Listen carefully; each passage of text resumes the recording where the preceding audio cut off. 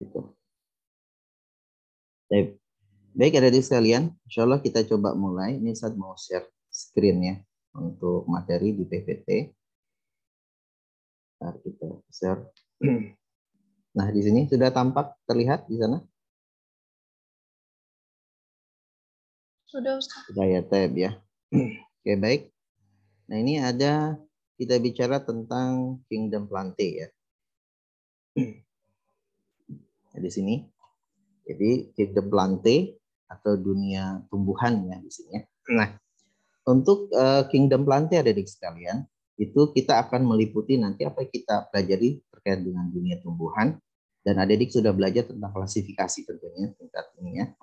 Nah, ini yang pertama adalah kita bicara tentang lumut ya, tumbuhan lumut ya, atau kita dalam biologi itu disebut dengan bryophyta ya. Bryophyta adalah tumbuhan lumut gitu ya. Bentar, saya mau notifikasi ini. Ya, tumbuhan lumut. Terus yang kedua adalah kita akan juga mempelajari yaitu adalah tumbuhan paku. Tumbuhan paku atau Pteridophyta. Itu ada gambar yang mengilustrasikan contoh dari tumbuhan lumut dan paku. Dan yang terakhir adalah, yang ketiga adalah tumbuhan berbiji atau dikenal dengan spermatophyta. Nah, kita bicara tentang dunia tumbuhan ya, tentang kingdom ini kita membicarakan 3 kelompok ini ya, jadi ya, tentang 3 subdivisi nanti kita bicara ya. Jadi di sini ada tumbuhan lumut ya, bryophyta, paku, dan tumbuhan berbiji. Nah, selain dari sini berarti itu tidak masuk dalam kingdom plantae. Contohnya adalah ganggang. Ganggang ya atau alge itu tidak masuk di dalam kelompok kerajaan tumbuhan. Dia masuknya kerajaan protista, yaitu protista mirip tumbuhan ya. Oke, baik. Kita lanjutkan. Nah, kingdom plantae ini ada dik. Kita lihat di sini. Nah, dia merupakan apa? Jadi kingdom plantae atau tumbuhan ini adalah organisme eukariot multisel ada dik ya. Jadi dia ciri khas utamanya dari termasuk organisme eukariot. Artinya eukariot itu apa? Jadi selnya itu sudah memiliki membran inti. Jadi di dalam selnya itu bagian intinya sudah dibungkus oleh suatu membran inti. Adik-adik sudah mungkin belajar tentang sel ya. Ada sel prokariotik dan ada sel eukariotik. Nah, eukariot ini adalah sel yang paling modern. Artinya bagian inti dibungkus oleh membran inti ya. Nah, dan dia sifatnya multiseluler adik ya, atau multisel. Jadi dia sudah bersel banyak, tidak lagi bersel satu ya. Gitu ya, tapi dia sudah merupakan bersel banyak ya. Nah, ini ciri utama. Terus ada lagi ciri tambahan yang lainnya, adik, dia berklorofil. Jadi semua kelompok tumbuhan kingdom plantae punya ciri khas juga berklorofil. Tapi tidak semua ya. Contoh algae itu kan punya klorofil, tapi dia masuk ke dalam kelompok protista. Tapi ini secara umum semua tumbuhan itu punya klorofil lah. Jadi kenapa ya? Karena sifatnya dia adalah fotoautotrof. Fotoautotrof itu adalah dia bisa membuat makanan sendiri dengan bantuan cahaya. Nah, ini ada istilah dikenal dia berklorofil nih. Sebentar, kan mau coba pakai pentek ini untuk memperjelas. Oke, jadi dia sifatnya ini adik ya. Jadi berklorofil maka kemudian kita kan adalah termasuk fotoautotrof. Fotoautotrof. Nah, foto ini cahaya. Autotrof ini bisa membuat makanan sendiri dengan peristiwa penting yang namanya adalah fotosintesis. Fotosintesis. Jadi bisa kita katakan adik-adik, tumbuhan ini masuk ke dalam kelompok, kalau dalam tingkat ini adalah produsen adik-adik. Ini paling utama. Kenapa produsen? Karena dia bisa membuat makanan sendiri dengan fotoautotrof dan dibekali dengan modal namanya klorofil di sini ya. Nah, terus selanjutnya dia juga punya ciri khas, ada dia punya dinding sel adik ya. Walaupun kita di dalam sel Monera, bakteri juga punya dinding sel, tapi karakteristik dinding sel beda. Kalau yang pada bakteri itu kan namanya peptidoglikan. Nah, kalau dinding sel pada tumbuhan ini memang mengandung adalah karbohidrat, adik, zat lignin dan selulosa. Makanya sel tumbuhan itu keras adik, mana ada kayu itu lunak gitu ya. Jadi memang dia umumnya keras karena selnya itu dia punya dinding sel yang mengandung karbohidrat. Terus selanjutnya ciri yang ketiga yang secara umum adalah dia berkembang dari embrio adik ya. Jadi dia ada dikenal dengan istilah embrio di sini ya. Dalam perkembangan apa namanya generatifnya ya pada tumbuhan ya. Nah, ini ciri secara umum. Bentar, kita lanjutkan ya. Terus ini bentar, kita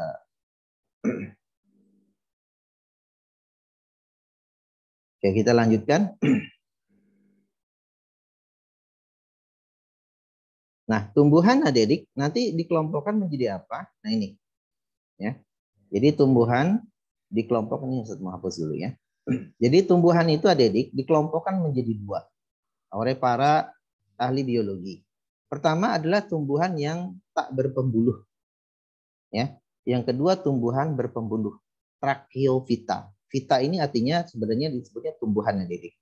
Ya, ini bahasa Latin ya. Ini bahasa memang disepakati dalam dunia kedokteran biologi. Tracheo ini adalah punya pembuluh. Tracheophyta. Berarti kalau yang ini kita bisa katakan non tracheophyta. Ya. Tracheophyta gitu ya. Non, berarti yang tidak berpembuluh. Nah, yang dimaksud dengan berpembuluh ini adik-adik ada pembuluh. Adik-adik tahu tumbuhan punya pembuluh ya. Nah, pembuluh yang dimaksud adalah pembuluh angkut adik-adik ya. Yang dimaksud. Pembuluh yang fungsinya untuk mengangkut apa? Kalau di dalam tubuh kita itu ada darah adik-adik ya. Itu kita punya pembuluh, ada arteri, nadi, kapiler ya. Di tumbuhan punya adik-adik, punya pembuluh angkut apa? Yaitu xilem dan phloem. Mungkin adik-adik sudah tahu ya, xilem dan phloem. Dan ini posisinya selalu akan bergandengan. Xilem ini mengangkut air dan mineral yang ada di tanah, diserap melalui akar dan disebar kepada seluruh tubuh tanaman. Phloem adalah menyebarkan hasil dari fotosintesis, ya, disebarkan kepada seluruh tubuh tanaman.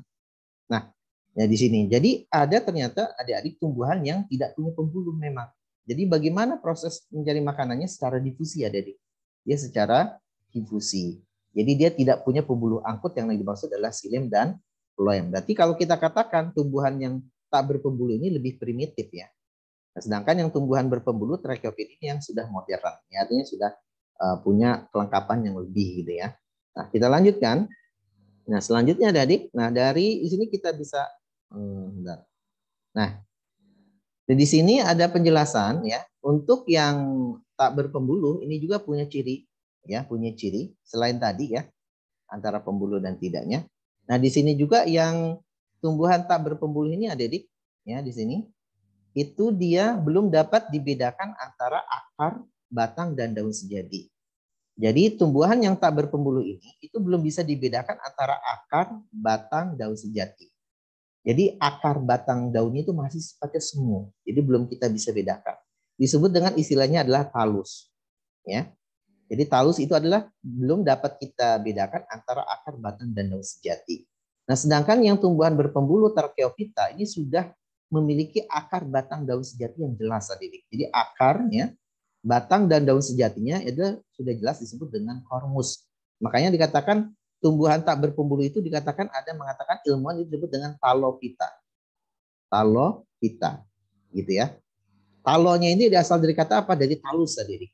Kita itu tumbuhan yang belum bisa kita bedakan antara batang dan daun yang sejati.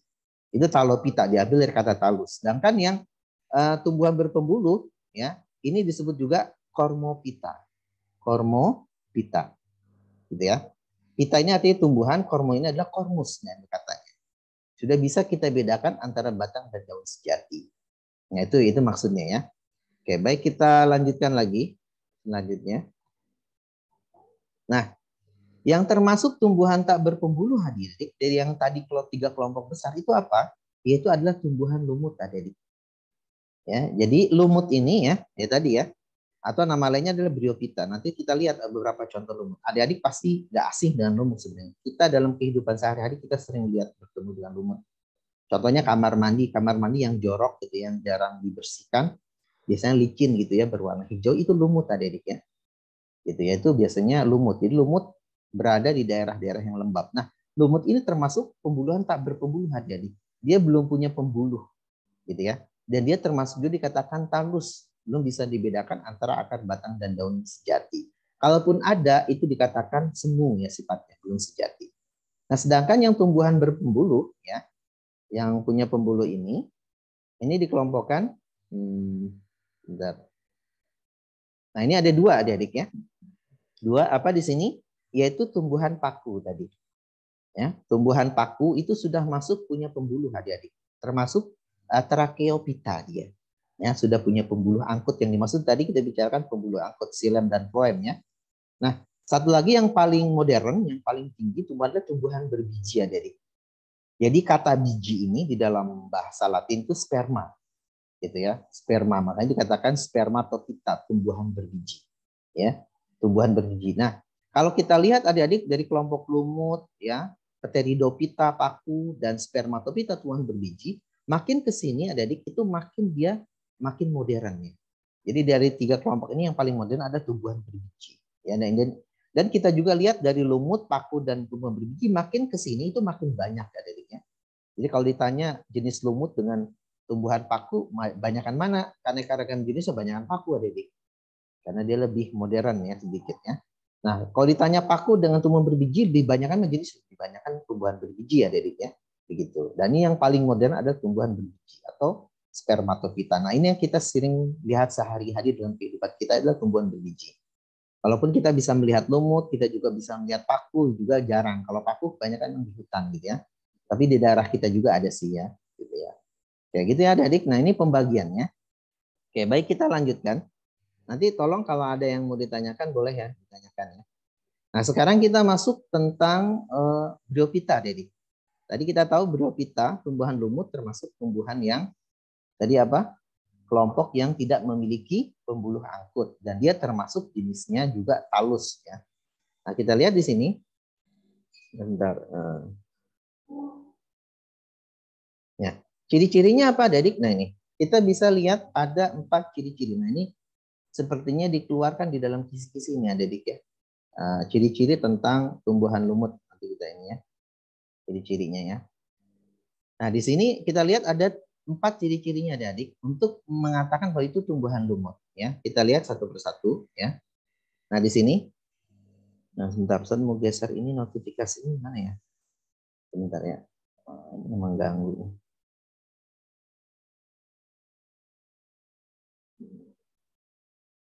Oke, baik. Nah, ini ciri tubuhnya adik ya. Ukurannya makroskopik, berarti berukuran besar ya. Artinya bisa kita lihat dengan mata telanjang, dengan mata kita. Tidak harus dengan bantuan mikroskop ya. Tingginya rata-rata 1-2 cm adik ya. Yang paling tinggi ada berukuran 40 cm. Ini tubuhnya. Terus apa lagi? Memiliki bentuk lembaran adik. Lembaran atau tumbuhan kecil yang memiliki bagian menyerupai akar, batang, dan daun sejati. Tadi dikatakan talus. Jadi dia bisa 2 bentuk, ada yang bentuk lembaran-lembaran ya, seperti lembaran-lembaran ya, atau seperti tumbuhan tapi tumbuhan kecil lah ya. Ya mirip-mirip kayak tumbuhan kecil gitu ya, yang memiliki bagian apa? Menyerupai akar, batang, dan daun sejati. Dan itu hanya menyerupai ya, Dedik. Yang saya katakan tadi. Dia belum bisa dibedakan antara akar, batang, dan daun sejati. Maka dikatakan talus. Terus apalagi dia memiliki bentuk gametofit dan sporofit. Nah, istilah gametofit ini ada dan sporofit ini. Gametofit ini adalah penghasil gamet di sini untuk yang jantan dan betina. Berarti untuk alat reproduksi generatif atau yang seksual ya pada tumbuhan. Karena dia penghasil ovum dan spermatozoid nanti. Sedangkan sporofit ini adalah alat reproduksi vegetatif. Kita tahu tumbuhan itu punya vegetatif ya. Berarti yang non seksual yaitu atau aseksual. Ini dengan menggunakan spora. Ini terkenal lah dediknya. Biasanya orang bilang tuh lumut tuh perkembangbiakan dengan spora, termasuk paku ya. Tapi spora itu sekali lagi itu perkembangbiakan yang sifatnya adalah vegetatif atau yang aseksual. Sedangkan yang seksualnya adalah yang gametofitnya. Nah, itu ya. Oke, itu yang ciri tubuhnya. Terus selanjutnya cara hidup dan habitatnya ada di. Nah, karena dia masuk kelompok kingdom plantae, maka dia termasuk organisme fotoautotrof tadi ya. Jadi dia bisa membuat makanan sendiri dengan bantuan foto ya, cahaya. Berarti dia punya cat hijau daun, klorofil ya. Terus air dan mineral diperoleh dengan cara difusi atau bagian-bagian tubuhnya. Nah, ini adik. Kita sudah katakan tadi lumut adalah tidak memiliki pembuluh angkut ya, yang non tracheophyta. Artinya kalau dia nggak punya pembuluh angkut, gimana Ustaz mengangkut ya air makanannya gimana? Nah, caranya dengan cara difusi ya, Dedek. Nah, ini konsep fisika ya. Difusi itu kan Dedek pun tahu ya bedanya difusi dengan osmosis itu ya. Jadi dia bisa walaupun dia tidak punya pembuluh khusus angkut seperti xilem dan phloem, tapi dia untuk mendapatkan air dan mineral dengan cara difusi melalui tubuhnya langsung. Baik di bagian akarnya, batang, seperti batang atau seperti daun. Jadi bisa dia tetap melakukan yaitu dengan cara difusi.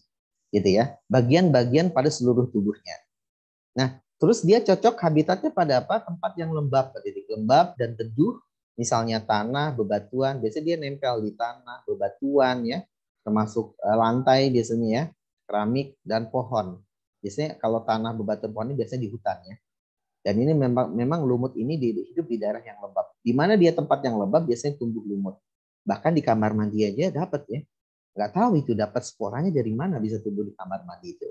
Berarti itu sempat suatu ketika itu menyebar melalui mungkin angin atau sebagainya sehingga bisa masuk di dalam kamar mandi kita ya, dia tumbuh lumut gitu ya. Kayak gitu ya, itu cara hidupnya Adik ya. Nah selanjutnya adalah kita lihat reproduksinya Adik ya. Nah untuk reproduksi dia mengalami daur hidup pergiliran keturunan Adik ya antara gametofit. Nah di sini saya ingin jelaskan antara gametofit Adik dan sporopit. Nah jadi dia mengalami pergiliran keturunan membentuk satu siklus Adik, ada penghasil gametofit dan sporopit. Tadi saya katakan gametofit ya, kan gamet ini Adik istilah sebenarnya kalau di dalam sel hewan manusia itu disebut dengan sel kelamin Adik ya. Kalau pada manusia itu kan sel kelamin itu ya ada yang penghasil sperma dan penghasil ovum sebenarnya ya. Nah ini tumbuhan juga ada gametofit itu penghasil apa? Ya di sini ada spermatozoid gitu ya. Dan di sini juga ada ovum. Artinya apa di sini? Berarti gametofit ini adalah penghasil gamet baik yang sifatnya jantan. Jantan itu dilambangkan dengan gini ya, Didik. Bulat, tanda panah gitu ya. Nah, terus yang betinanya, gamet jantan betinanya ovum. Jadi gametofit ini adalah fase generatif Pak Didik atau fase seksual pada si tumbuhan lumut. Sedangkan sporopitnya ini ya Didik, yang sporopit ya. Nah, yang sporopit ini ya, ini adalah penghasil spora Didik. Nah, spora ini adalah mungkin Adik sudah belajar di SMP, kita sudah belajar juga tentang ada perkembangan vegetatif pada tumbuhan. Salah satunya spora. Siapa yang bisa melakukan vegetatif spora? Yaitu adalah lumut dan paku umumnya. Nah ini berarti spora ini adalah alat vegetatif, ya, vegetatif pada tumbuhan. Berarti ini bukan yang seksual, berarti ini yang aseksual yang dengan spora. Jadi dia bisa dengan dua, yaitu gametofit, sporopit. Nah pergiliran keturunan antara fase gametofit penghasil sel kelamin ini, baik jantan maupun betina, dan sporopit, ya penghasil spora, yang disebut adalah metagenesis, Adik. Yaitu disebut dengan metagenesis. Dan metagenesis ini terjadi pada dua makhluk, yaitu adalah lumut dan paku saja. Nanti paku juga ada ya. Kalau di dalam hewan itu mungkin Adik pernah dengar ada namanya metamorfosis ya. Pada tumbuhan itu yang antum tahu kan, mulai dari larva, pupa gitu ya. Terus orang bilang larva, pupa itu kepompong larva, pupa, imago sampai dengan dewasa.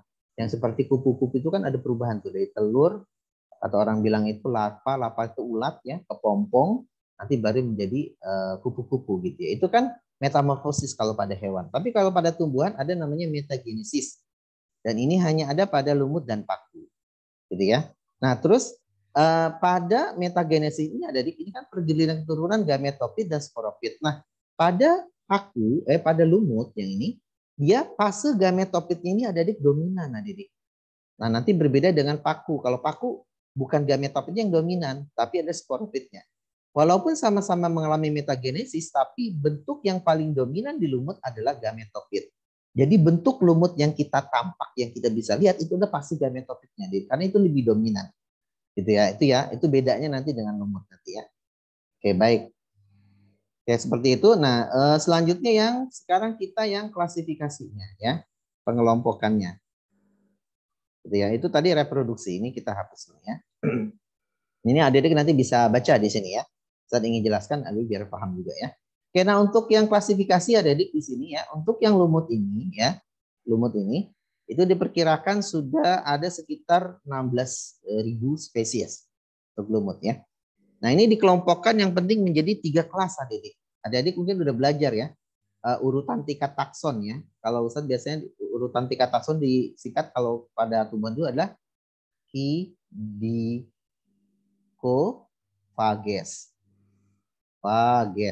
Nah, gitu ya. K-nya apa? Kingdom. D-nya divisio, ya. Terus C-nya adalah klasis, yang ini nanti klasis. O-nya ordo, FA-nya family, GE-nya genus, S-nya adalah species. Berarti ini adalah kingdom. Ya gitu, kingdom ya. D-nya adalah divisio, C-nya ini adalah klasis, ya. Klasis, kelas. O-nya adalah ordo, ya. FA-nya adalah familia ya. G-nya adalah genus, S-nya adalah species. Ya, spesies. Ini ada 7 urutan tingkat takson ini. 1, 2, 3, 4, 5, 6, 7. Nah di dalam berarti lumut ini termasuk dia dikatakan divisi ya. Divisi. Nah, lumut ini masuk divisi adik-adik, maka dia dari divisi ini dikelompokkan menjadi 3 kelas adik-adik. Berarti klasis maksudnya. Setelah divisi klasis. Nah, itu dibagi menjadi 3 kelas adik-adik. Apa saja? Ada 3 kelas. Itu yang pertama lumut hati adik-adik. Atau hepatikopsida. Ya, hepati ini hati ya, lumut hati, hepatikopsida. Nah, adik-adik mungkin udah belajar tentang klasifikasi ya. Kalau untuk divisi itu cirinya sida-sida ujungnya, hepatikopsida. Ini lumut hati. Yang kedua adalah lumut tanduk adik-adik. Antoceratopsida. Antoceros. Oh ini kurang nih. Oh ini. Antoceros. Ya. Antocerotopsida ini harusnya. Antocerotopsida ini adalah lumut tanduk. Satu lagi adalah lumut daun adik-adik atau bryopsida. Nah, di antara ketiga ini yang paling modern bryopsida adik-adik. Jadi bryopsida itu disebut dengan lumut sejati. Yang ini masih lumut juga, tapi ini lumut yang lebih sederhana. Antoceros tanduk ini yang bryopsida ini lumut sejati. Jadi si divisi bryopita ini, lumut ini dibagi menjadi 3 kelompok utama, yaitu hepatikopsida, yaitu lumut hati, lumut tanduk antocerostopsida, dan lumut daun bryopsida. Nah, di antara ketiga ini yang paling dikatakan lumut sejati adalah bryopsida di sini ya. Nah, ini yang di sini bryopsida ya. Oke. Nanti kita lihat ya. Oke, baik. Nah, itu adik-adik ya. Kita lanjut sekarang ya. Mohon maaf Ustaz agak cepat karena sekali lagi materinya dikebut 1 hari ini ya. Nah ini gambar adik-adik kira-kira kalau kita ingin melihat lumut sejati itu ini termasuk gambar lumut daun nih. Loh ini terhalang ini ya. Kayak nih lumut daun ya adik-adiknya nih. Dia di situ ada di sini ya gambarnya. Nah di sini yang seperti akar adik-adik ini adalah bukan akar. Ini kita hapus ya. Itu bukan akar ya, tapi itu apa? Rhizoid. Rhizoid disebut dengan akar semua, Dedik. Ini bukan akar sejati. Ya, dan tadi caranya dia bisa melakukan dengan cara difusi. Jadi rhizoid ini bisa melakukan pengambilan air dengan cara dia difusi, ya. Oke, berarti ini rhizoid ini adalah akar semu, ya. Akar semu. Ini bagian batang juga batang semu. Ini seolah-olah daun. Nah, ini yang bentuk seperti ini adalah pada bryopsida. Nah, di sini adik-adik di dalam tubuhnya itu ada fase gametofit di bagian ini. Ini penghasil untuk gamet tadi, gamet jantan dan betina. Ya, gamet jantan, spermatozoid, gamet betinanya adalah ovum. Nah, ada juga bagian kepalanya adik-adik yang bagian ini namanya sporangium, kotak spora. Sporangium atau kotak spora. Inilah penghasil kapsul ini menghasilkan nanti spora adik-adik. Nah, di sini karena menghasilkan spora berarti ini fasenya sporopit. Jadi yang ini adalah fase sporopit, dia penghasil spora. Nah, yang ini adalah gametofitnya. Ini kira-kira gambar ilustrasi seperti tumbuhan kecil yang ini. Ini yang dimasuk kelompok bryopsida ya, lumut daunnya di sini ya. Ya, ini kira-kira gambarnya lumut begini. Jadi kalau kita, tapi enggak sebesar ini. Kalau ini ukurannya kecil, nanti kita lihat contoh gambarnya. Oke, baik. Kita adik ya, ini gambar lumut yang daunnya, yang lumut sejatinya. Nah, kita lihat. Sebentar, kita lihat selanjutnya. Nah ini, metagenesis. Nah ini keluar nih adik-adik ya. Ini Ustadz lihat dikeluar di kisi-kisi soal, tolong diperhatikan dengan baik ya. Nah tadi Ustadz katakan reproduksi pada tumbuhan lumut itu adalah mengalami namanya metagenesis. Tadi metagenesis adalah pergiliran keturunan antara fase gametofit dengan sporopit. Ya, nah kita lihat, nah inilah urutannya adik-adik. Nah ini urutannya. Nah ini adik-adik harus dikuasai di sini ya. Harus tahu bagian-bagiannya. Nah dimulai dari mana yang fase gametofit? Dari sini adik-adik. Nah ini fase gametofit sampai sini adik-adik. Nah ini. Sampai zigot. Ini adalah fase gametofit. Fase gametofit. Ya. penghasil gamet, ya, gamet jantan maupun betina. Kita lihat. Pertama, gametopit ini adik-adik di sini tumbuhan lumut dewasa. Jadi tumbuhan lumut yang kelihatan besar, wujudnya itu adalah gametopit. Maka tadi dikatakan gametopit pada tumbuhan lumut itu lebih dominan. Jadi kalau kita lihat tumbuhan lumut dewasa itu fase gametopit adik-adik. Nah, di dalam tubuhnya itu adik-adik ada dia mengandung archegonium. Nah, archegonium ini adik-adik ini adalah yang alat kelamin jantannya adik-adik. Ya. Alat kelamin jantan. Ingat, lumut dan paku tidak punya bunga adik-adik ya. Dia bukan tumbuhan berbunga dia. Dia nggak punya bunga. Alat kelaminnya bukan bunga, tapi alat kelaminnya ini adik-adik. Adik-adik sekarang tahu bahwa lumut itu alat kelamin jantannya adalah archegonium, adanya di dalam tubuh lumut ya. Nah, archegonium menghasilkan adik-adik sel telur. Kok jantan sih? Oh, maaf, ini betina ya. Maaf, posisi salah. Ini betina ya, mohon maaf. Oke, ini betina ya. Jadi archegonium ini ada alat yang betina ya, yang perempuan ya, menghasilkan sel telur.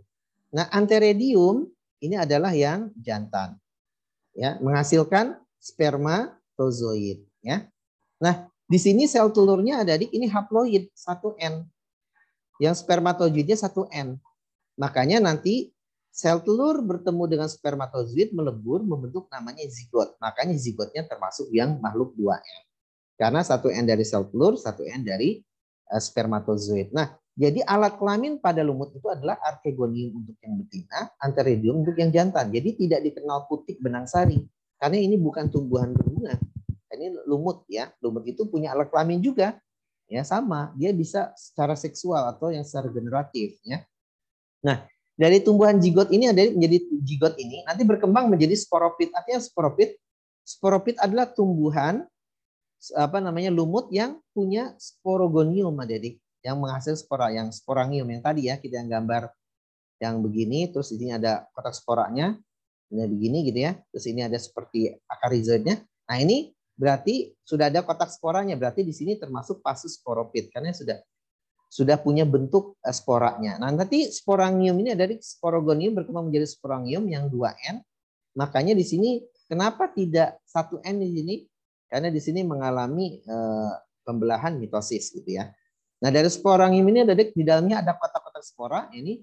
Nah, sporanya ke sini ya, menjadi yang N. Nah, kalau sporangium ini pecah adik-adik, yang ini nih, misalnya sporangium ya. Sporangium gitu ya. Ini pecah misalnya, pecah, maka si spora itu berhamburan adik-adik. Soalnya terbawa angin. Kalau dia jatuh di tempat yang cocok, dia lembab seperti habitat pada lumut, lembab gitu ya. Maka dia akan menjadi individu baru yaitu namanya protonema, yaitu lumut muda adik-adik. Nah, protonema ini ingat ini ciri khas hanya ada pada lumut. Ini yang membedakan dengan paku nanti. Protonema adalah lumut muda. Jadi kalau spora ini jatuh di tempat yang pas, yang lembab, yang cocok habitatnya, maka dia akan membentuk menjadi lumut muda namanya protonema. Dan protonema adalah lumut muda yang hanya ada di lumut, bukan di paku ya. Nah, lumut muda berkembang menjadi lumut dewasa. Nah, mulai masuk di sini fase gametopit. Berarti fase sporopitnya di sini ada di ya. Ini fase sporopit. Fase sporopit. Di sini adalah fase penghasil sporanya. Yang ini fase gametopit. Dan pada lumut, fase gametopitnya adalah dominan. Ya, fase gametopitnya ingat dominan. Berarti wujud dari tumbuhan lumut yang kita tampak lihat itu adalah umumnya fase yang gametopit bentuknya, yang dominan. Ya, gitu ya. Nah, ini penjelasan dari metagenesis pergiliran keturunan antara fase gametopit penghasil gamet baik jantan betina dan fase sporopit penghasil spora, ini fase vegetatifnya.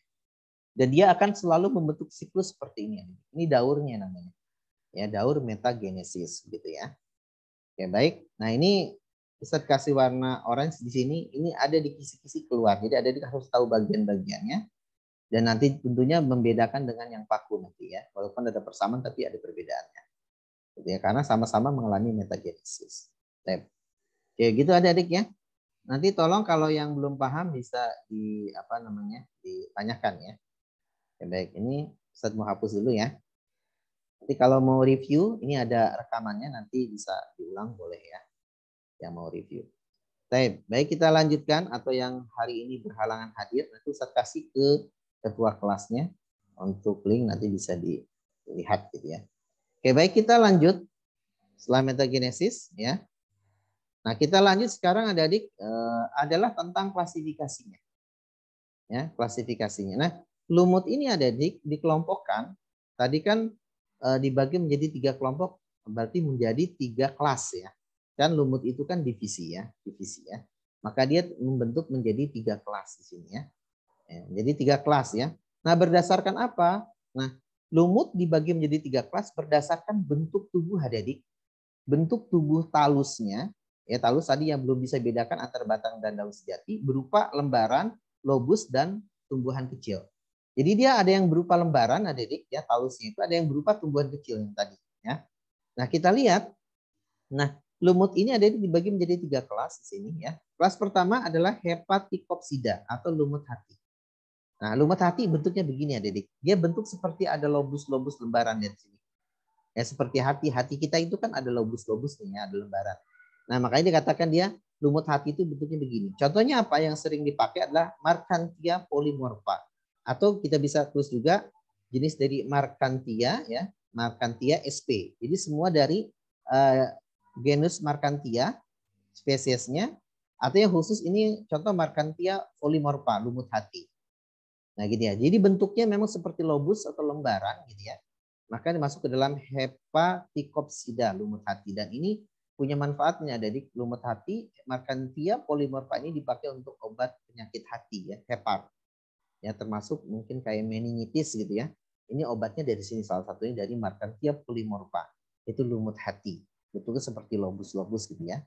Nah yang kedua adalah Anthocerotopsida. Anthoceros itu artinya tanduk adik-adik. Hepati itu artinya hati. Ya lumut tanduk. Maksudnya apa? Lumutnya seperti memang dia punya karakteristik seperti tanduk adik-adik. Ada tanduk ini yang berdiri ini gitu ya. Ini adalah lumut tanduknya adik-adik. Jadi ada seperti tanduk-tanduknya gitu. Kalau ini kan nggak ada ya. Ini ada. Ya ini tanduk-tanduknya. Contohnya adalah Anthoceros sp adik-adik, atau lumut tanduk. Jadi kalau adik melihat lumut yang punya seperti tanduk-tanduk ini memanjang, itu masuk ke dalam kelompok Anthocerotopsida. Jadi kata-kata sida ujungnya ini menunjukkan kelas.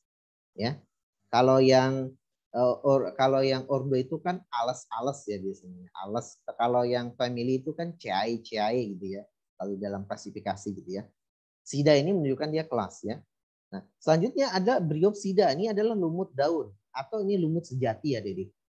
Nah, ini antum lihat begini ya. Ini adalah lumut yang sejati yang tadi gambarnya kalau kita lihat itu seperti tumbuhan kecil gitu ya. Ini Ustaz juga sering lihat kemarin di rumah juga, lihat ada di tembok gitu ya. Mirip seperti ini. Ini adalah contohnya adalah Polytrichum sp, lumut daun, dan Sphagnum, lumut janggut. Ada lagi yang lumut janggut.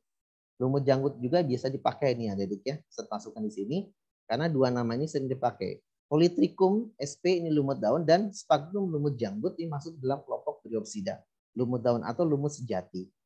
Gitu ya, ini lumut sejati. Lumut daun biasanya manfaatnya tadi kan ini untuk obat-obatan ya, Markantia polymorpha. Nah, kalau untuk yang Bryopsida ini adik-adik yang Sphagnum ini dipakai untuk pembuatan softtek ya. Ini kebanyakan buat antuna juga nih kebutuhan buat perempuan ya. Ini Sphagnum ini adalah untuk bahan pembuatan softtek ya. Lumut jangkut ini biasa diambil dari lumut janggut ya. Ini Sphagnum. Polytrichum ini lumut daun ya. Yang di sini ya. Jadi ada pembagian 3 kelas ini ya. Oke itu ya. Untuk nah itu sudah mewakili lah untuk ini ya. Sebentar kita lanjutkan. Hapus dulu ya. Nah gitu ya. Jadi ada 3 kelompok ya, 3 kelas mohon maaf ya dari divisi lumut ya berdasarkan bentuk tubuh talus berupa lobus lembaran atau dia tumbuhan kecil. Nah, tumbuhan kecil ini lumut daun yang rumus sejatinya setidaknya. Ya, kita lanjutkan di sini. Selanjutnya bentar. Oh iya, ada manfaat ya. Oh iya, manfaatnya Ustaz belum masukkan sini. Ya, manfaatnya sebentar. Oh, di sini. Oh, ini udah paku ya. Nah, manfaatnya ada untuk lumut ini tadi untuk yang obat-obatan ini ya, Mercantia Polymorphan untuk obat penyakit hati ya. Hati ya, penyakit hati, hepar. Nah, untuk yang Sphagnum ini untuk pembuatan tadi salah satu untuk Softtek ya. Jadi ya itu untuk beberapa manfaatnya ya. Yang lainnya juga ada sih untuk pembuatan kayak lumut kerak itu untuk pembuatan lakmus merah, lakmus biru ya untuk uji asam basa juga ada gitu ya, diambil dari lumut kerak gitu ya. Oke, baik kita lanjutkan adik-adik. Nah, itu tentang lumut. Nah, sekarang kita masuk tentang paku Pteridophyta. Ya, ciri-cirinya nih ya. Agak ada kemiripan ya adik-adik ya, lumut sama paku. Cuman bedanya kalau paku sudah masuk tadi tumbuhan berpembuluh adik-adik. Ya, ini bedanya di sini ya, punya pembuluh. Sedangkan paku belum punya, tapi ada persamaannya, sama-sama metagenesis. Jadi perginya keturunan gametofit dan sporopit. Kita lihat ciri tubuhnya. Ukurannya makroskopik sama ya, udah besar. Tinggi 2 cm sampai 5 meter adik. Ada yang termasuk paku tiang itu kan tinggi 5 meter ya. Jadi seperti pohon aja kelihatannya ya. Ada paku tiang, paku gajah itu juga besar ya. 6 paku ya. Terus memiliki akar batang dan daun sejati ya adik. Dia sudah punya akar batang daun sejati. Yang tadi namanya kormus. Maka dikatakan tadi Cormopita. Dia mengatakan para ilmu mengasukkan tumbuhan kormus, yaitu kelompok Cormopita. Ya. Karena sudah bisa dibedakan akar batang dan daun sejati. Memiliki bentuk gamet dan sporopit yang dominan. Dia sama, mengalami metagenesis, ada gametopit, sporopit, tapi sporopitnya dominan adik. Kebalikan dari lumut. Kalau lumut tadi yang dominan adalah gametopitnya, sedangkan yang sporopitnya adalah yang tidak dominan. Gametopitnya dominan pada lumut. Nah, pada paku dibalik. Gametopitnya tidak dominan, sporopitnya yang dominan. Sebentar. Saya mau cek menyimak gak ya? Jangan-jangan pada tidur lagi. Gimana menyimak yang di sana? Menyimak Ustaz. Iya. Aku menyimak Ustaz. Tidur, capek-capek bicara tidur ya. Aduh, bahayanya. Oke, Tep. Kita lanjutkan. Soalnya hening terus, nggak ada yang nanya ya. Kalau ada yang nanya boleh di slide ya. Terus memiliki pembuluh angkut. Nah ini, ya. Dia sudah punya pembuluh angkut xilem dan phloem, maka dikatakan dia Tracheophyta, ya. Ya. Tracheophyta, tumbuhan yang sudah punya pembuluh angkut. Memiliki mikropil, ini bentuk-bentuknya ya. Ada makropil dan tropopil dan sporopil. Mikropil itu bentuk ya, ini tropopil itu bentuk daun ya. Artinya bentuk daun, ada yang tidak menghasilkan spora, ada yang tidak. Nanti kita lihat ya. Kayak di sini. Nah, cara hidupnya sekarang termasuk organisme fotoautotrop, ini ciri tumbuhan memang ya. Hidup mengapung di air, ada yang di air, ada di ya. Dan pada umumnya terestrial. Terestrial itu tumbuhan darat ya. Artinya di tanah. Ya di darat, tanah, batu, di batu atau daun, di kulit pohon gitu ya. Hidup di air ada terestrial, umumnya terestrial, cocok pada habitat hutan hujan tropis. Nah, ini cocok di Indonesia, Dedi.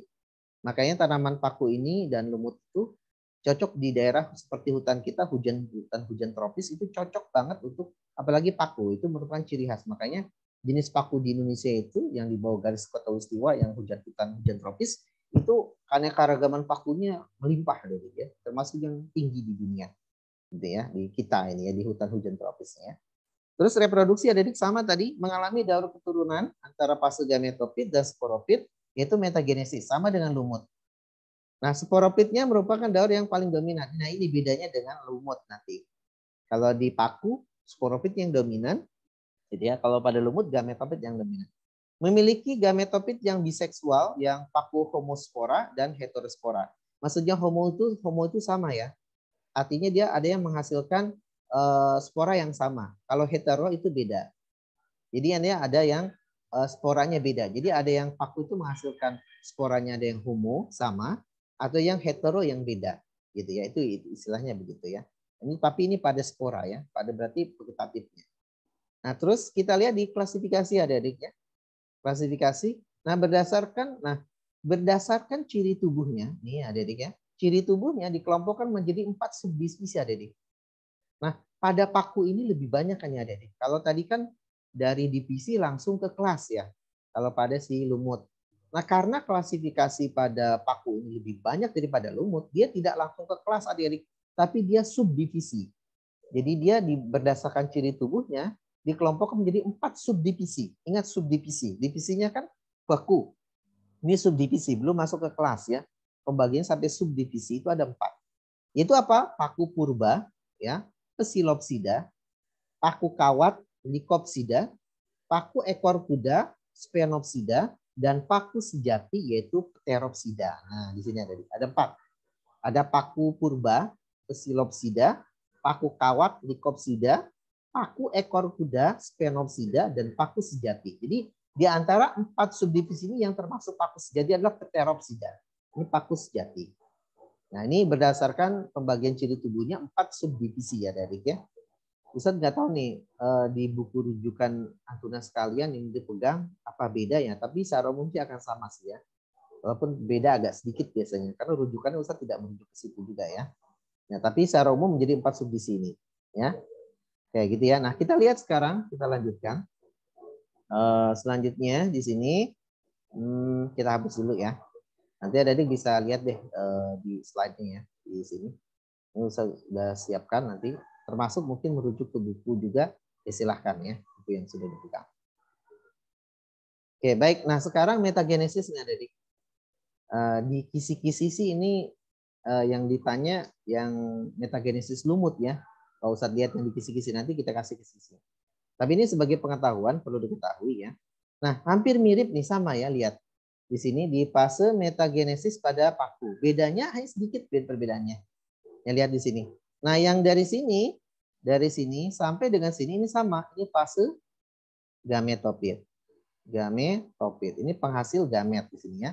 Di sini ada archegonium sama. Ini yang betina menghasilkan sel telur yang haploid yang N. Ini antheridium, ini adalah gamet jantan ya, menghasilkan spermatozoid yang N. Makanya digabung menjadi zigot menjadi 2N. Nah, ini di sini namanya ada di kalau tadi di paku di lumut namanya protonema, lumut muda. Kalau ini protalus atau protalium ada di. Artinya protalium itu tumbuhan paku. Fase gametopitnya jadi. Namanya protalus dan protalium. Kalau tadi kan protonema lumut muda. Kalau ini adalah yang bagian paku mudanya adalah protalus protalium.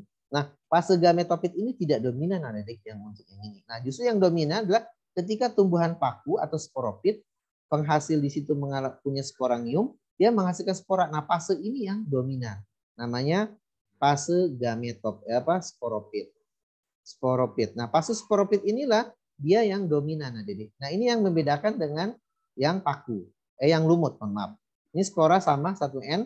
Dan juga kalau spora ini pecah, sporanya tersebar, dan dia jatuh di tempat yang lembab juga, yang cocok untuk pertumbuhan, maka akan menjadi individu baru yang namanya protalus dan protalium.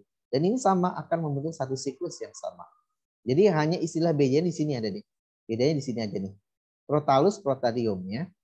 Jadi protalus dan protalium itu yang membedakannya. Kalau pada lumut namanya adalah protonema. Kayak gitu ya.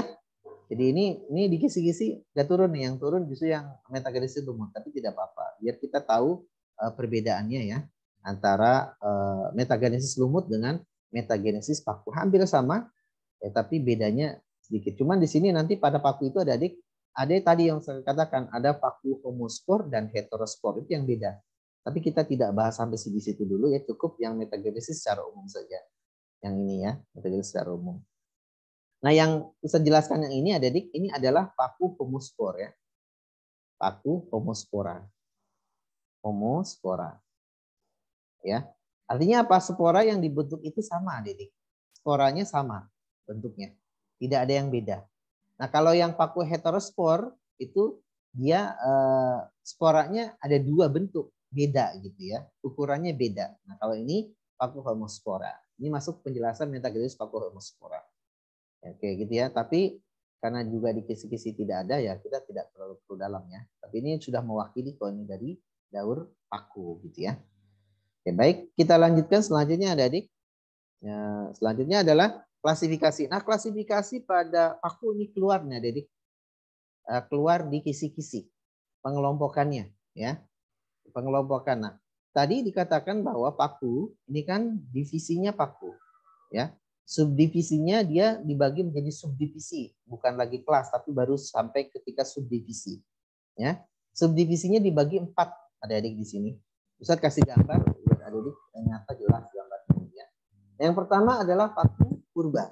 Ya, Paku purba ini kita ambil contohnya umumnya adalah Psilotum nudum, paku purba. Ini paku yang lebih primitif tentunya ya. Mendekati mungkin dengan lumut ya, ini purba ya. Namanya Psilotum nudum, yaitu paku purba. Ini bentuknya kira-kira seperti ini gambarnya ini adik ya. Nah, terus selanjutnya yang kedua, Lycopsida, paku kawat. Jadi bentuknya seperti kawat, nggak tahu ya. Bentuknya kira-kira seperti kawat. Atau juga ada bentuk satu lagi yang Lycopodium ini, bentuknya seperti pohon pinus tapi kecil gitu. Mungkin adik pernah lihat ada pohon pinus tapi kecil. Dan bentuknya seperti pohon pinus. Itu yang Lycopodium, ini juga paku kawat. Nah, yang Ustadz ambil contoh adalah paku rani. Namanya Selaginella. Namanya bagus sih. Selaginella. Jadi Selaginella itu adalah paku rani ya. Nah, bentuknya seperti ini. Jadi memang seperti kawat gitu ya. Jadi seperti kawat gitu, kira bentuk-bentuknya gitu ya. Selaginella, paku rane, dan ada lagi yang Lycopodium, paku kawatnya. Itu bentuk seperti pohon pinus tapi kecil-kecil gitu bentuknya. Jadi kayak pinus kecil, itu namanya Lycopodium, paku kawat ya. Terus yang Sphenopsida, ini paku ekor kuda. Bentuknya seperti ekor kuda. Ya, bentuknya kira-kira batangnya seperti ini, seperti ekor kuda gitu ya. Namanya adalah Equisetum sp, paku ekor kuda. Ini udah paling populer lah ya. Sphenopsida itu selalu adalah Equisetum ya. Nah, selanjutnya adalah yang Pteropsida adik-adik ya. Pteropsida ini paku sejati.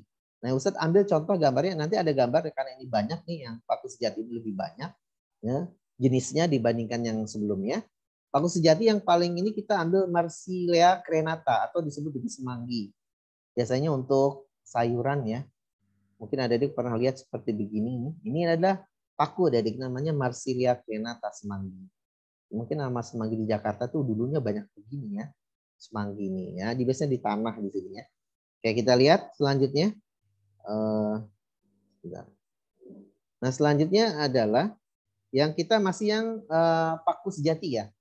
Tadi kan Marsilea crenata ya, semanggi. Nah, kita lihat paku sejati juga ada Adiantum cuneatum atau paku suplir. Nah, ini biasa untuk tanaman hias. Ini banyak nih Adiantum dijual untuk tanaman hias ya. Kalau tadi Marsilea crenata biasa untuk sayurannya.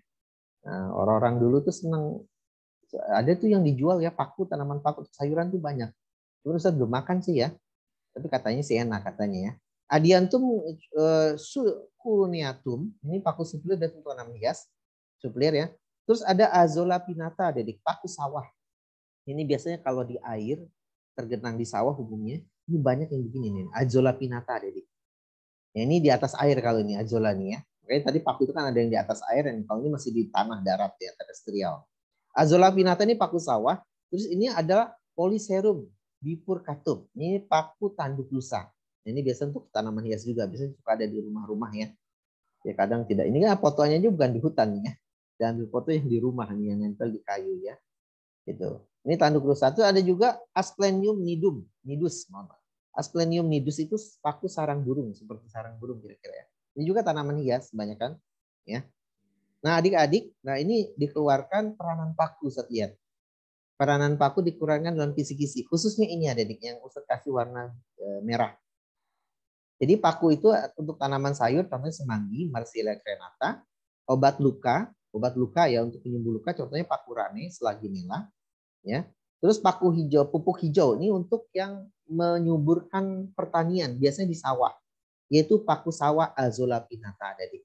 Nah ini yang Azolla pinnata yang seperti ini nih, biasanya sih di daerah darat ya, bisa di danau juga ada sebenarnya. Ini menyuburkan adik. Dia bisa menyuburkan. Makanya kalau petani itu kalau ada Azolla pinnata senang dia. Nanti dia diaduk dengan tanah dibalik gitu. Kenapa? Karena dia menyuburkan banyak mengandung nitrogen. Nah ini yang merah ini keluar kayaknya. Yang dimaksud kayaknya ini. Nanti adik tahu gambarnya begini. Oh itu Azolla pinnata. Ini untuk hijau peranan dari paku. Terus ada juga tanaman hias yang baik tadi paku sarang burung, ya, Asplenium nidus, ada suplir, Adiantum cuneatum, ya, paku tanduk lusa dan yang lainnya lagi ya. Kayak gitu ya. Nah ini yang dikasih merah ini ada di kisi-kisi terlihat. Jadi ini perlu diperhatikan ya. Oke baik kita lanjut. Ya kita lanjut selanjutnya adalah. Nah sekarang adalah tumbuhan berbiji ya. Jadi sudah mulai konsentrasi tumbuhan berbiji. Nah tentunya makin ke sini makin modern, keanekaragaman jenisnya makin banyak Kak Didik ya sekali lagi. Ya jenisnya tuh makin banyak. Ya baik jenisnya baik nanti ke bawah di bawah klasis ya. Terus ordonya makin banyak, familinya juga sama, jenis apalagi spesiesnya itu makin banyak ya. Nah, sekarang adalah tumbuhan berbiji. Kata biji diambil dari kata sperma. Sperma bahasa Yunani atau Latin itu namanya biji. Kenapa dikatakan tumbuhan berbiji, adik-adik? Dulu ilmuwan mengatakan, ada yang mengatakan tumbuhan berbiji ini adalah karena dia punya alat reproduksi berupa bunga. Itu ada yang mengatakan dia adalah tumbuhan berbunga, adik-adik. Disebut dengan namanya Anthophyta. Anthophyta. Ya, Anthophyta. Anto ini adalah bunga, adik-adik. Ya, bunga.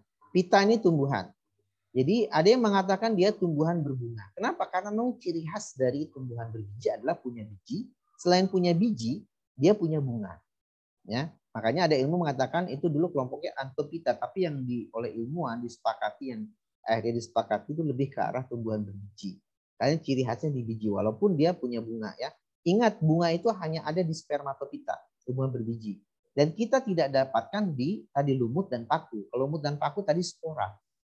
Ya, kalaupun alat kelaminnya itu jantan betinanya itu antara archegonium dan antheridium. Kalau ini dia bunga ya. Ini ciri khas tumbuhan berbiji itu yaitu dia punya bunga. Maka dikatakan Anthophyta. Antho itu bunga ya. Jadi kalau ada nama Antho itu bunga. Kalau dalam bahasa Latin ya. Kalau dalam bahasa Arab apa bunga itu ya? Apa bunga itu apa ya? Bahasa Arab apa bunga? Zahroh, bukan apa? Apa itu bunga itu ya? Nah, kalau bahasa Latin tuh Anto itu bunga ya. Jadi kalau ada nama laki-laki Anto, Pak Anto, bunga dia, bunga desa. Baik. Nah, baik kita lanjutkan. Nah, ciri tubuhnya gimana, Adik? Memiliki biji sebagai ciri khas. Makanya dikatakan dia spermatophyta. Dia punya biji. Terus apa lagi? Memiliki bunga yang tadi sebagai alat perkembangbiakan benang sari dan putik. Benang sari untuk yang jantan, putik untuk yang betina. Jadi bunga merupakan ciri khas tumbuhan berbiji spermatophyta. Nah, cara hidup dan habitatnya organisme fotoautotrof jelas ya. Hidup mengapung di air dan juga pada umumnya terestrial tumbuhan darat sama nih seperti tadi pada paku ya. Karena ada juga di air ya, contohnya adalah teratai ya. Teratai itu kan di atas air. Habitatnya apa? Hutan hujan tropis sama dengan paku. Ini banyaknya. Dan Indonesia termasuk salah satu paru-paru dunia. Kenapa? Karena keanekaragaman tumbuhannya termasuk terbesar di dunia. Ya, termasuk keanekaragaman tumbuhan berbiji ini. Bahkan umur dari hutan Borneo, kata orang barat itu, orang luar itu nyebutnya itu Indonesia terkenal hutan itu Borneo. Borneo itu Kalimantan, adik ya.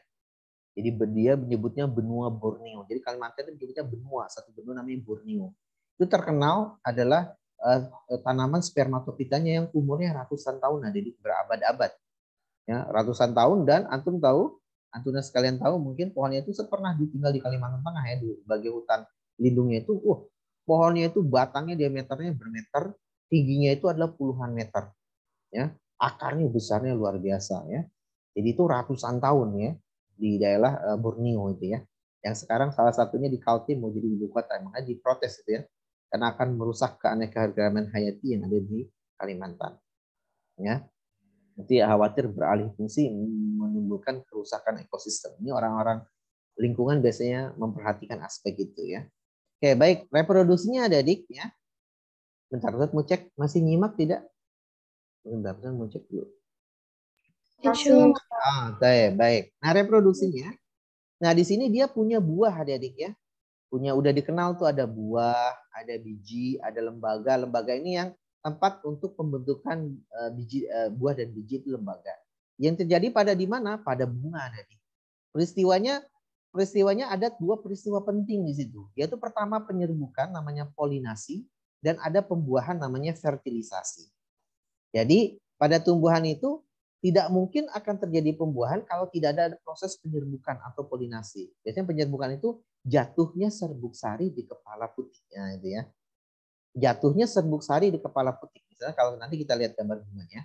Nah, peristiwa jatuhnya serbuk sari di kepala putik itu namanya polinasi, penyerbukan. Bagaimana bisa jatuhnya? Berbagai cara, banyak bisa dengan bantuan angin, dengan bisa bantuan hewan, gitu ya.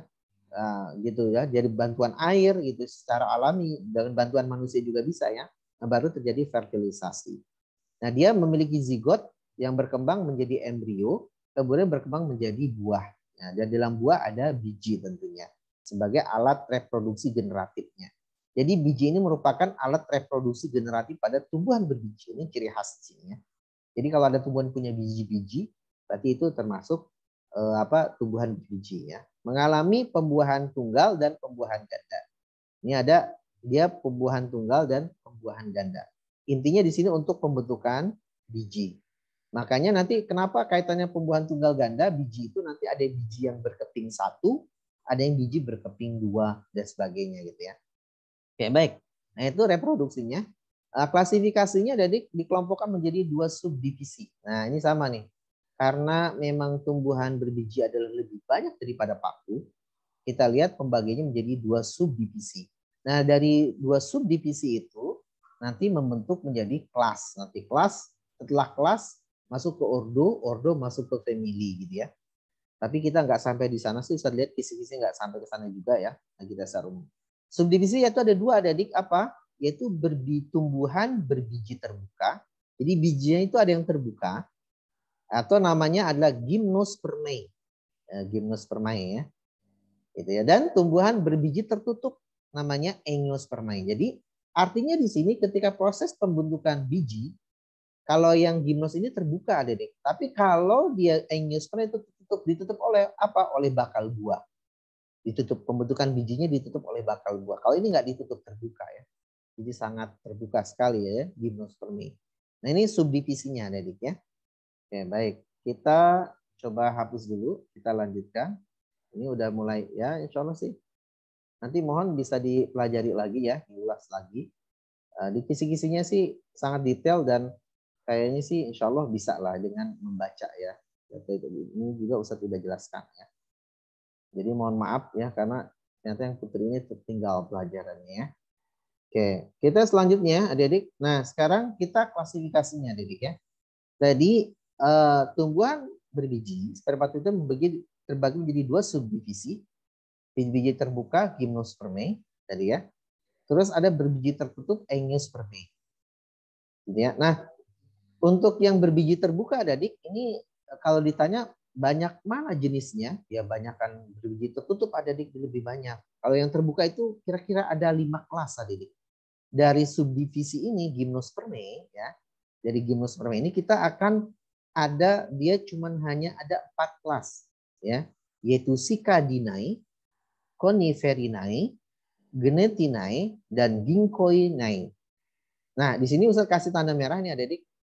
Tanda merah ini ada di dalam kisi-kisi. Jadi adik diminta untuk ingin tahu ciri-ciri dari kelas Coniferinae ya. Coniferinae ini contohnya tumbuhan apa, itu ciri utamanya apa gitu ya. Dan ingat Coniferinae adalah masuk kelompok Gymnospermae. Berarti dia cirinya adalah proses pembentukan bijinya terbuka.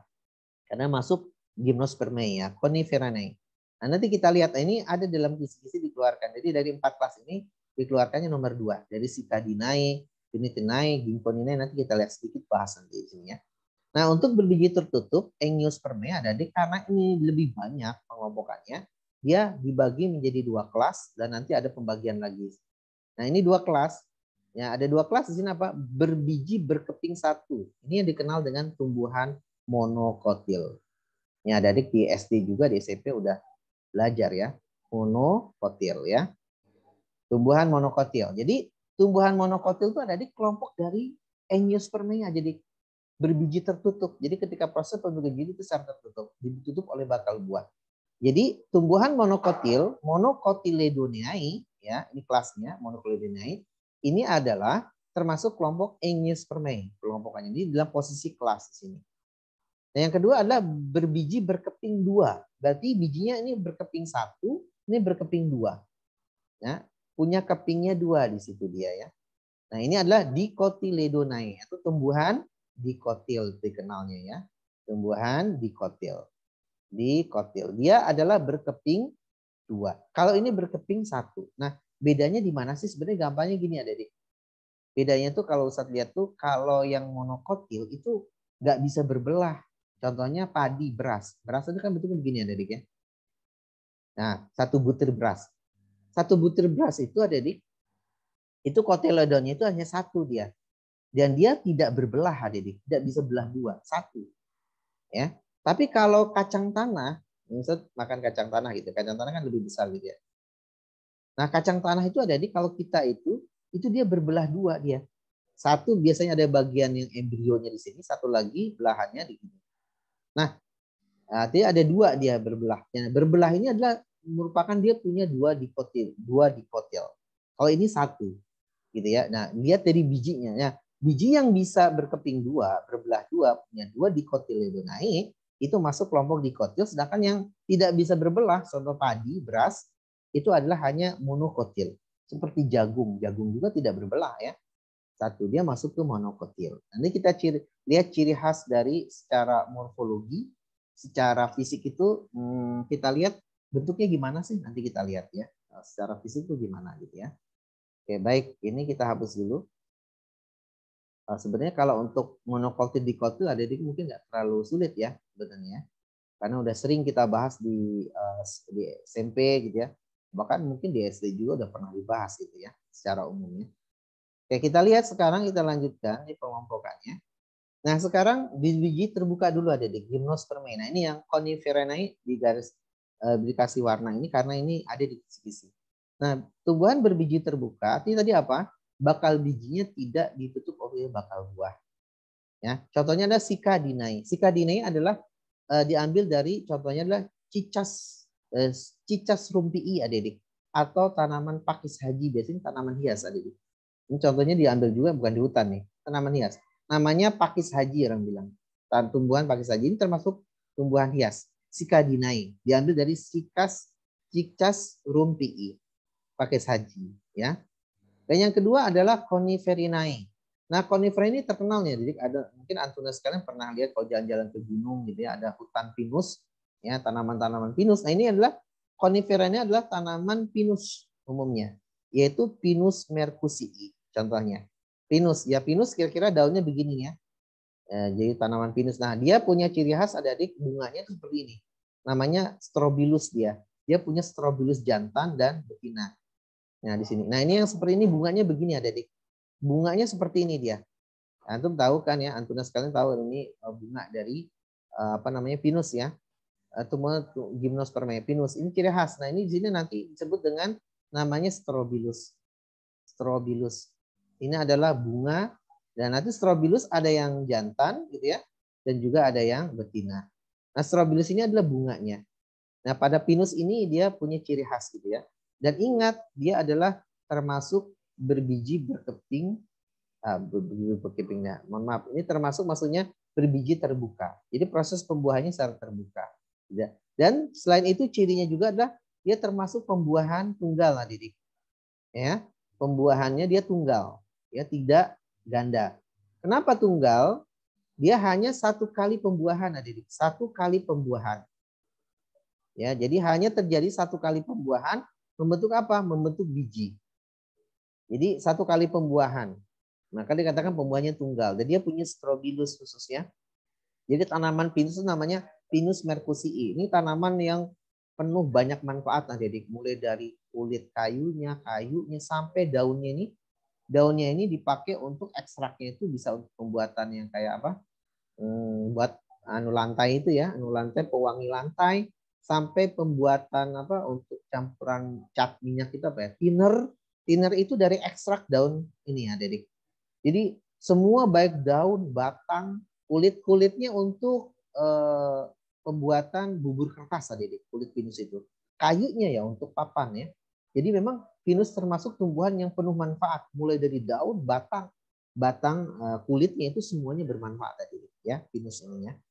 Oke, gitu ya. Nah, ini yang nanti jadi ini salah satunya ini ya, Coniferinae. Nanti tolong diperhatikan yang ini ya. Ini kayaknya dikeluar di kisi-kisi. Kayak gitu ya. Nah, selanjutnya Genitinae ada di. Genitinae adalah kelas, contohnya adalah melinjo, Genetum genemon. Jadi antun yang suka makan sayur asem atau suka makan emping ya. Emping itu dari bijinya Genetum genemon. Jadi nama Latin melinjo itu Genetum genemon. Makanya kalau lagi makan sayur asem, saya lagi makan Genetum genemon gitu ya. Genetum, biar kita mudah mengingat, oh Genetum genemon ada nama Latin dari melinjo. Atau kalau lagi makan emping, saya lagi makan Genetum genemon gitu ya. Bijinya Genetum genemon gitu. melinjo. Nah, ini untuk sayur asem. Nah, pembentukan bijinya sama terbuka nih adik ya, melinjo. Kelompok dari kelas Gunitinae. Di sini ada tuh pohon melinjo ya. Dan juga pohon banyak kalau pohon melinjo ya. Terus ginkgoinae. Nah, ini yang nggak ada di kita. Ini adanya di luar negeri. Mungkin hidup di daerah 4 musim ya. Ginkgoinae di kita hampir nggak ada ya. Di luar negeri banyak kan. Pohonnya besar sekali, bisa besar ya. Nah, contohnya adalah ginkgo biloba. Ginkgo biloba seperti bulatnya seperti buahnya itu bulat-bulat seperti apa namanya? Lengkeng ya sebenarnya. Tapi biasanya untuk obatnya, adik jangan dimakan. Dia untuk obat biasanya. Ini untuk obat biasanya. Tidak enak untuk dimakan buahnya. Ginkgo biloba bisa untuk obat gitu ya. Gitu. Nah, jadi ini empat kelompok ya, 4 kelas adik. Dan ini memang sedikit ya. Kalau cemara itu masuknya kalau nggak salah Coniferaceae ya. Cemara itu termasuk di sini nih. Pinus mercusii termasuk cemara, yang hutan cemara termasuk sini. Coniferaceae termasuk hutan pinus ya, atau hutan apa istilahnya apa ya? Ya hutan pinus ya. Termasuk cemara masuk di sini ya. Oke baik. Nah ini yang Gymnospermae ya, Dedek ya. Nah ini kelompok. Jadi dibagi menjadi 4 kelas ya, 4 kelas utama gitu ya. Contohnya memang kalau Gymnospermae tidak terlalu banyak Dedek. Jadi hanya ini. Satu lagi tadi cemara contohnya. Kayaknya masih cemara itu Coniferaceae ya. Ini Cicas rumpii, Pakisaji, Gunatum gnomon, Ginkgo biloba. Kayak gitu ya. Oke, baik kita lanjutkan selanjutnya. Sekarang kita yang masuk berbiji tertutup. Nah, ini banyak tentunya Adik ya. Wah, ini perbedaan Adik ya. Perbedaannya nah ini kayaknya perlu dikeluarkan nih. Perbedaan antara monocotyledonae dengan dicotyledonae ya kelasnya. Dua kelas ini di apa? Perbedaan ada harus tahu di sini ya. Kayaknya keluar di perbedaan ada di kisi-kisi. Kita lihat di sini. Untuk monocotyledonae ada di embrionya itu adalah satu cotyledon tadi, berkeping satu. Ya. Terus pembuluh angkut pada batang menyebar. Jadi pembuluh angkut pada batang itu menyebar, Adik. Pada batangnya pembuluh angkut menyebar. Contoh gambar gini, ini pusat gambar misalnya batang monokotil ya. Ini epidermis di pinggir gitu ya. Nah, pembuluh angkutnya itu dia gambarnya begini, Adik. Yang besar ini silem, ini yang kecil ini adalah floem. Dia menyebar di sini, ada yang di sini. Jadi dia tidak teratur di mana saja terserah gitu ya. Jadi dia menyebar gini. Pembuluh angkutnya menyebar dia begini. Ini ada 2 ya. Pokoknya yang besar itu yang silem, yang kecil-kecil floem. Dia selalu akan berpasangan gitu ya. Dia selalu akan berpasangan. Nah, pembuluh angkutnya itu tersebar di dalam anatomi batang. Nah, ini ciri dari monokotil. Selanjutnya pertulangan daunnya sejajar, Adik. Nanti kita lihat. Jadi pertulangan daunnya sejajar. Yang daun sejajar itu kan kira-kira bentuknya begini ya. Nah, membentuk daun apa? Pertulangan daunnya sejajar. Biasanya daunnya seperti pita. Setiap daun yang seperti pita itu masuk monokotil. Dari contoh apa? Rumput, jagung, padi, gandum, kelapa, apa lagi itu? Apa lagi ya? Tebu, ya. Nah, gitu ya. Jadi seperti pita. Jadi bagian pertulangannya lurus, gitu ya. Terus apa? Akarnya serabut, adik-adik, bukan akar tunggang. Serabut tuh begini. Nanti kita lihat ada gambarnya di tanaman. Jadi dia tidak punya akar utama, gini langsung begini akarnya. Makanya dia kurang kokoh, ya. Dan dia termasuk tumbuhan jarang yang besar kecuali kelapa ya. Kelapa itu besar. Nah, akarnya serabut kelapa itu ya, bukan akar tunggang. Terus bagian-bagian bunga terdiri dari 3 bagian nanti. Bagian-bagian bunga 3. Hanya ada 3 bagian, ya. Nah, bedanya dengan dikotil, embrio dengan 2 dikotiledon, ya. Terus pembuluh angkut pada batang membentuk cincin, adik. Nanti kita lihat, membentuk cincin, ya, dan memiliki kambium. Dia punya kambium, umumnya dikotil itu batangnya. Biasanya bentuknya gini, adik. Ini epidermis, ya, pinggir. Terus ada lingkaran tengah, ini kambium. Terus si lemfloemnya tuh begitu, mengitari seperti cincin. Ini bagian batang strukturnya. Nah gitu, seperti cincin. Nah bagian dalamnya ini adalah silemnya, ya. Bagian luarnya adalah floemnya. Jadi dibatasi oleh kambium. Nah dia teratur bentuknya, membentuk satu cincin dan yang ini tengah-tengah ini kambium. Pembatas antara silam floem dibatasi oleh kambium. Terus pertulangan daun umumnya menyirip, adik-adik, ya seperti sirip ikan dan menjari. Sirip ikan tuh begini. Kalau daunnya begini, adik-adik, nah begitu daun. Ini kan umum daunnya begini ya, nah gitu ya. Ini kalau menyirip begini itu pasti dikotil, adik-adik. Nggak mungkin monokotil ya. Atau daunnya menjari begini, ya menjari itu begini. Nah, itu daun menjari. Nah, gitu ya. Ini termasuk yang dikotil ya. Itu ciri-cirinya ya. Dan terus perakarannya tunggang, Didik. Ya, tunggang tuh begini, ini tanaman, ini tanah, akarnya ada akar utama besar begini. Terus di sampingnya ada bulu-bulu akarnya. Nah, begini. Ini akar tunggang namanya. Beda kan dengan serabut. Terus bagian-bagian terdiri dari 5 bagian. Ya, 5 bagian. Nah, secara morfologi begitu ada, Didik. Tampak dari bedanya itu jelas sebenarnya monokotil dan dikotil. Nah, untuk jelasnya nih Ustaz ada gambar juga. Karena ini Ustaz menghapus dulu ya. Nah, ini perbedaan. Kayaknya perbedaan ini juga ada di kisi-kisi, jadi tolong diperhatikan antara bedanya kelas tumbuhan monokotil ya dengan tumbuhan dikotil. Dari tadi ada dari aspek itu ya. Oke, ini secara tampak jelas berbeda ya secara ini ya. Ya kita lihat di sini ada gambar. Nah, ini dia Adik. Ini bedanya Adik ya. Tadi Ustadz katakan dari keping biji dia satu kotiledon dan pada dikutil 2 dikotiledon ya. Sini ya. Nah, untuk yang daunnya sejajar umumnya atau melengkung ya, sejajar panjang biasanya sejajar panjang ya. Dan ini yang menjari ya daun singkong contohnya. Kalau umumnya sih mirip, banyak kan yang begini ya, mirip ya. Nah, umumnya kalau untuk tulang daun dikotil tuh mirip umumnya begini. Menjari ada tapi jarang. Ini yang tulang daun sejajar biasa begini gambar kenapa gambarnya begitu ya? Ini umumnya tuh ya. Nah, gambarnya begitu ya. Tulang daunnya sejajar ya. Gitu ya. Nah, membentuk apa? Membentuk daunnya pita, membentuk pita. Ya tadi saya sebut rumput ya, gandum, padi, jagung, kelapa ya. Itu masuk monocotyledonanya. Terus batangnya ini tadi ini yang tersebar ya, berkas pengangkutnya tersebar ini pembuluh angkut juga nih. Semua tersebar. Sedangkan yang ininya dia terus kenapa? Ada yang tanya tadi? Ustadz Afwan, ini udah lewat 8 menit. Oh, udah 8 menit ya. Oh, gitu ya. Tapi ini setelah ini pelajaran siapa? Simulasi PTS. Di situnya sudah mulai belum simulasinya? Sudah mulai ya? Belum, tapi kita istirahat dulu kan. Oh, gitu. Oh, gitu ya. Oke, baik. Berarti kita istirahat aja ya. Iya. Oke, baik. Baik, ini ya berarti di sini paling sebentar ya. Usah percepat sedikit lagi ya, sebentar ya. Yang ini saja ya. Ini nanti bisa dilihat bentar. Yang di kisi-kisi ini ada satu lagi, bentar. Ini nanti bisa dibaca. Ini bagian-bagian bunganya. Nanti tolong diperhatikan ya, bagian-bagian bunganya. Nah, di sini saya ingin kasih tahu ada pengelompokan ini monokotil. Ini yang dikotil. Nah, ini tolong diperhatikan yang merah ini yang Ordo piperales ya. Ini dikeluarkan di dalam soal. Bisa kasih contoh nih. Piperales ini adalah pipernidrum untuk lada, untuk bahan baku untuk bumbu ya. Yang lainnya kayaknya udah bisa dilihat ya. Bahasa ketep. Bentar, Ustaz mau tutup dulu. Oke, baik. Oke, baik. Kita stop untuk ini ya.